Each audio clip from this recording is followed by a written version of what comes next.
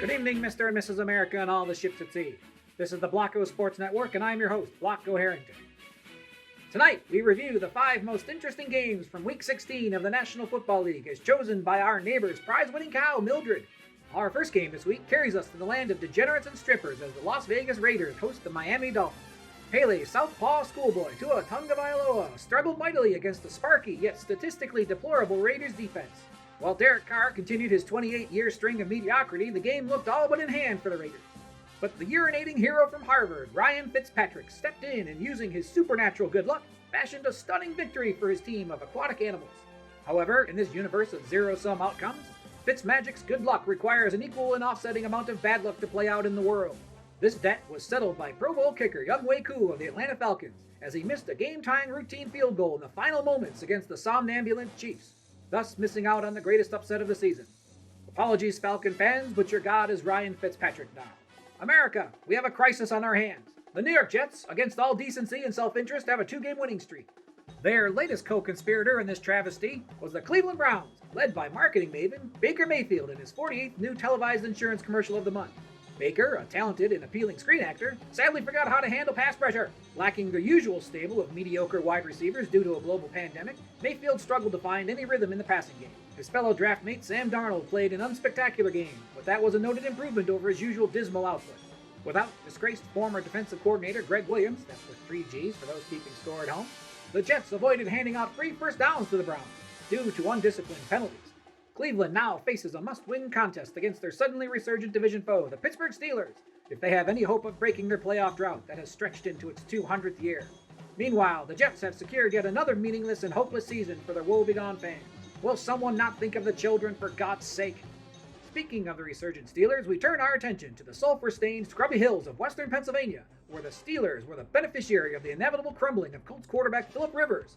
The eminently fertile savior of Western birthrates, Rivers' run of good play had met its expiration date. The Colts' defense was sufficiently dispirited by this foreseeable event that they were collectively flummoxed into incompetence, allowing Ben Roethlisberger and his collection of reconstructed cadaver ligaments to find success all over the field in the second half. Mumbling back from a 24-7 deficit, the Steelers finally displayed signs that they understood the rudimentary aspects of the game of NFL football, halting their ugly slide in recent weeks and securing the once hallowed but now deeply diminished AFC North Division crown. They await their Week 17 matchup of destiny with the Cleveland Browns to determine which insufferable beer-swilling Rust Belt fanbase will be misguidedly optimistic over their team's prospects in the playoffs. While we are on the subject of the playoffs and full milk glands, in a stunning development, the perplexing Chicago Bears are on the verge of securing their position in the tournament. Thanks to the unexpectedly resurgent play of quarterback Mitchell Trubisky, the Bears' offense has sloughed off its former dried husk of incompetence and has been transformed into a barn burner of points. Despite Chicago head coach Matt Nagy's best efforts to submarine Trubisky's career, the young mammary-obsessed signal caller has found a way to reemerge into the Midwestern limelight. Unfortunately for the surprisingly effective Trubisky, his run of good play to rescue the Bears' postseason fortunes has only worked to secure the further employment of his chief tormentor in Coach Nagy. As is often the case in such Faustian arrangements, Mephistopheles drives a hard bargain, Mitch. We wish you the best of luck. Speaking of Faustian bargains, we turn our gaze upon the New England Patriots, they of the 2-decade run of dominance in the AFC East and the NFL overall. Those were heady times. But ladies and gentlemen, the bill has come due. The normally adorable Buffalo Bills have transformed into a cold-blooded killing machine. Like Genghis Khan marauding across the steppes of Asia, the Bills are leaving smoldering franchises in their wake as they roar across the second half of their 2020 regular season schedule. Their bounty are men's souls in the hearts of maidens. Galloping chaos agent and testosterone Adonis Josh Allen continues his meteoric rise, upending a generation of scouting prognostication in the process.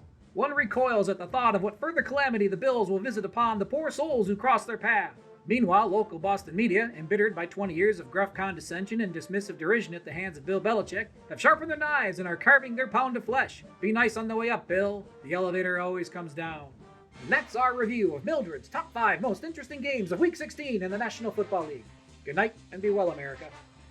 Like, share, subscribe. The fabric of society depends on it. Be a good American, damn it.